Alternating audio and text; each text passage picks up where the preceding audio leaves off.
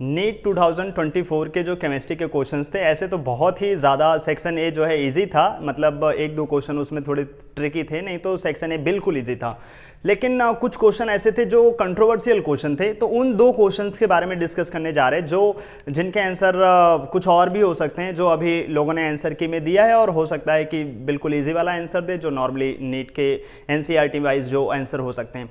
तो दो ऐसे क्वेश्चंस जो कंट्रोवर्शियल हैं, या तो वो रॉन्ग क्वेश्चंस हैं या फिर उसमें बोनस दे सकता है अपना नीट का एग्जाम वाला, या फिर वो क्वेश्चंस के जो आंसर्स है ना वो आप बिल्कुल फिक्स नहीं कर सकते कि ये ट्रू ट्रू है या फिर ये फॉल्स फॉल्स है या फिर ट्रू फॉल्स है या फिर फॉल्स ट्रू है। तो वो दो कौन से क्वेश्चन है जिसमें ज़्यादा प्रॉब्लम है, तो आओ फटाफट देख लेते हैं। नीट 2024 के केमिस्ट्री क्वेश्चंस की ये प्रॉब्लम बता रहे हैं, ठीक है। तो आओ, ये रहे तुम्हारे सामने क्वेश्चन, निकल जाओ भाई। ये रहा एक क्वेश्चन था केमिकल इक्विलिब्रियम से। तो क्वेश्चंस को ऐसे तो देखने में कोई प्रॉब्लम नहीं लगता है। Consider the following reaction in a sealed vessel at equilibrium with concentration, ये सब हमें दे रखा है। तो क्वेश्चन पढ़ने में तो पूरा बिल्कुल ठीक ठीक लगता है कि इक्विलिब्रियम पे N2 का कंसंट्रेशन इतना है, O2 का कंसंट्रेशन इतना है और NO का कंसंट्रेशन इतना है। इक्विलिब्रियम पे ऐसा दिया है। अब बोल रहा है स्टार्टिंग में जो NO का कंसंट्रेशन था वो था 0.1।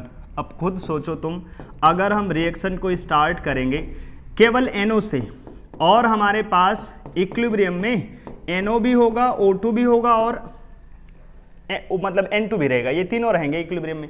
तो जब ये रिएक्शन आगे चलेगी तो जितना N2 बनेगा उतना ही तो O2 बनेगा।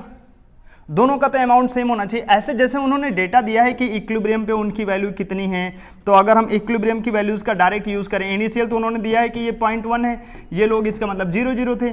इक्विलिब्रियम पे जो NO है वो बचा है 2.8 इंटू 10⁻³ जो N2 है वो है अपने पास 3 इंटू 10⁻³ और जो O2 है वो है 4.2 इंटू 10⁻³।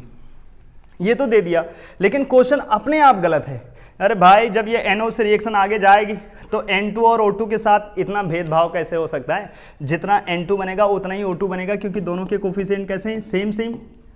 तो क्वेश्चन की लैंग्वेज अपने आप खुद को कॉन्ट्राडिक्ट कर रहा है कि अगर ये रिएक्शन आगे जाएगी तो N2 और O2 इक्विलिब्रियम में सेम अमाउंट में बनने चाहिए। हाँ, अब क्योंकि उन्होंने बोला ये इक्विलिब्रियम पे है तो तुम जा करके सारी वैल्यूज डाल दो तो इक्विलिब्रियम कांस्टेंट इतना आ जाएगा।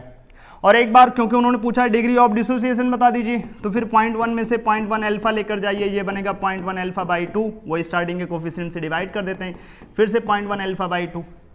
तो आप अगर यहाँ पर अब ये इस इक्विलिब्रियम कांस्टेंट को अल्फा के टर्म्स में लिख लो, 0.1 alpha by 2 into 0.1 alpha by 2 divided by 0.1 और -0.1 अल्फा। ऐसे सॉल्व कर डालोगे तो फिर इनकी वैल्यू निकल आएगी 0.717 के आसपास। लेकिन क्वेश्चन अपने आप में ये वैल्यू को सही नहीं बता रहा है। N2 और O2 दोनों सेम सेम होने चाहिए और सेम होने चाहिए। ऐसे तो तुम कहीं भी इक्वल करके इन दोनों को इक्वल करोगे तो दूसरा अल्फा आएगा, उन दोनों को इक्वल करोगे तो दूसरा अल्फा आएगा। इसीलिए मैं बोल रहा हूँ ये क्वेश्चन एक रॉन्ग क्वेश्चन है। हाँ, लोगों ने आंसर की भले दे रखा है, लेकिन क्वेश्चन अपने आप में कॉन्ट्राडिक्ट कर रहा है कि अगर हम यहाँ से सॉल्व करेंगे तो अल्फा कुछ और आएगा, और डायरेक्ट हम उसको अगर N2 के इक्वल कर लें तो तब भी तो निकाल सकते हैं, उसको डायरेक्ट O2 के इक्वल कर लें तब भी आंसर निकाल सकते हैं। और जब ये रिएक्शन आगे जाती तो N2 और O2 सेम बनता, तो सेम तो बनना चाहिए था। ऐसे तो आंसर सी पार्ट हम बोल सकते हैं, लेकिन ये रॉन्ग क्वेश्चन है, इसमें बोनस दिया जा सकता है। लेकिन क्योंकि ये सेक्शन बी में क्वेश्चन था, बहुत सारे लोगों ने अटेम्प्ट भी नहीं किया होगा और अपने नीट वाले इसमें बोनस नहीं देंगे। अब जो दूसरा क्वेश्चन है उसकी बात कर लेते हैं। सेकेंड नंबर क्वेश्चन, ऐसे वो क्वेश्चन तो बहुत इजी टाइप के हैं, लेकिन क्योंकि कोबाल्ट 3+ का क्वेश्चन था, ये कोऑर्डिनेशन कंपाउंड क्लास 12 सबसे लास्ट चैप्टर जो इनऑर्गेनिक केमिस्ट्री का है, तो बोल रहा है जो कोबाल्ट 3+ होता है इसके ऊपर तो वैसे ही बहुत सारी प्रॉब्लम है। जो अच्छे लिगेंड हैं वो तो अच्छे लिगेंड होते ही हैं, कुछ वीक लिगेंड होते हैं वो भी अच्छे जैसा काम कर जाते हैं। जैसे वाटर स्ट्रॉन्ग जैसा काम कर जाता है, ऑक्जिलेट आयन स्ट्रॉन्ग जैसा काम कर जाता है, बहुत जगहों पर पढ़ेंगे तो फ्लोराइड भी स्ट्रॉन्ग जैसा काम कर जाता है। अब अगर हम नीट के लेवल में सोचें तो फिर तो भाई फ्लोराइड एक वीक लिगेंड है, WFL, और अगर ये वीक लिगेंड है तो उस हिसाब से अमोनिया जो है कोबाल्ट 3+ जो कॉन्फ़िगरेशन होता है 4s03d6, अमोनिया अच्छा है, सारी पेयरिंग करा देगा, तो अंदर सब चले जाएंगे, ये बन जाएगा D2sp3 इनर ऑर्बिटल कॉम्प्लेक्स, और एक भी अनपेयर्ड नहीं होगा, और क्योंकि सारी की सारी पेयरिंग करा देगा, अमोनिया अच्छा लिगेंड है। और फ्लोराइड के केस में क्योंकि वो वीक लिगेंड होता है तो D6 मतलब 4 अनपेयर्ड रख लेगा तो वो पैरा हो जाएगा। अगर वीक माने तो बिल्कुल नीट के जैसा सोचें, बिल्कुल एनसीईआरटी के जैसा सोचें तो हाइलाइट्स वीक लिगेंड होते हैं, उस हिसाब से ये स्टेटमेंट ट्रू है।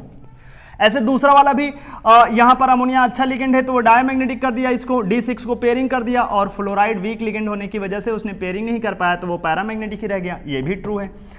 तो अगर आपने दोनों ट्रू दे रखे हैं तो 4 नंबर आप सोच सकते हैं। लेकिन कोबाल्ट 3+ के ऊपर क्वेश्चन पूछना बहुत कंट्रोवर्शियल हो जाता है, एक ही 2 कॉम्प्लेक्स अपने एनसीईआरटी में लिखे हैं, इसलिए मैं बोल रहा कि ये क्वेश्चन में दोनों फॉल्स भी हो सकते हैं अगर फ्लोराइड को कोई अच्छा मानेगा तो।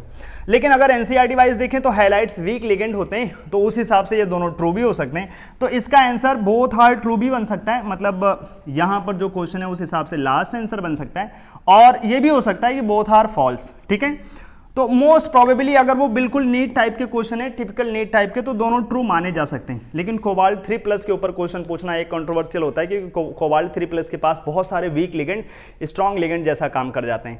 ठीक है, तो इस वीडियो में इतना रखते हैं। अगले वीडियो में फिर से ये 2 क्वेश्चंस, अगर आपने क्या ऑप्शंस आंसर किए थे आप कमेंट में बता सकते हैं। इस क्वेश्चन में मोस्ट प्रोबेबली वो अगर नीट के टिपिकल नीट टाइप के क्वेश्चंस के आंसर देंगे तो वो ट्रू दे देंगे। तो अगर आपने ट्रू दिया है तो बहुत अच्छी बात है, और अगर ये क्वेश्चन में नीट वालों ने ट्रू दिया तो इस बार फिर से लोकस एकेडमी से एक बच्चा ऐसा होगा जो उसने केमिस्ट्री में जिसने पूरे के पूरे आउट ऑफ 180 स्कोर कर देगा केमिस्ट्री में, और यही नहीं 1-2 बच्चों के और भी स्कोर 175 के आसपास पहुंच जाएंगे। 1-2 बच्चों के तो पहले से ही बहुत अच्छे स्कोर हैं और अच्छा हो जाएगा, और 180 में 180 आने के पूरे चांस हो जाएंगे अगर नीट वालों ने ट्रू दिया तो। अभी मैं मान के चल रहा थोड़ा सा नेगेटिव में कि दोनों फॉल्स दिया होगा, तो उस बच्चे का स्कोर 175 है, नहीं तो पूरे के पूरे 180 में 180 आ जाएंगे और उसके स्कोर बन जाएंगे 710 के आसपास आउट ऑफ 720। तो इस वीडियो में इतना रखते हैं। आपके कितने स्कोर आ रहे हैं और आप अगले साल के लिए क्या करना चाहते हैं, रिपीट करना चाहते हैं, कुछ और जानकारी जानना चाहते हैं हमसे लोकस एकेडमी से, तो आप फटाफट ये नंबर जो आपके पास सामने है उससे कॉन्टैक्ट कर सकते हैं। ये रहा नंबर, आ जा भाई चेंज कर दीजिए, ये इस नंबर से आप फटाफट कांटेक्ट कर लीजिएगा 7355499328। और रिपीटर्स के बैचेस मैं सोच रहा हूँ 24 मई से स्टार्ट कर रहा, थोड़ा गैप है कुछ दिनों तक के लिए। आप अपना प्रॉपर डिसीजन ले लीजिए फिर ज्वाइन करिए। 24 मई से रिपीटर्स के बैचेस स्टार्ट हो रहे हैं और उनकी टाइमिंग्स मैं इधर बता देता हूँ। एक तो ट्यूसडे में है और एक फ्राइडे में और एक थर्सडे में। थर्सडे ट्यूसडे फ्राइडे TTF करके, ठीक है, ट्रू फॉल्स जैसा होता है ऐसे। ट्यूसडे थर्सडे फ्राइडे शाम को 8 to 10 PM में क्लासेस होंगी और ट्यूसडे को शाम को 6 to 8 PM में क्लासेस होंगी। ज्वाइन करना चाहते हैं तो आप फटाफट कांटेक्ट कर सकते हैं। फी स्ट्रक्चर और जो भी जानकारी जानना चाहते हैं आपको इस नंबर पे मिल जाएगी। ठीक है, ये 2 क्वेश्चन के बारे में आपका क्या कहना है, आपने कैसे सॉल्व किया था वो आप बता सकते हैं कमेंट करके। इस वीडियो में इतना रखते हैं, तब तक के लिए टाटा बाय बाय।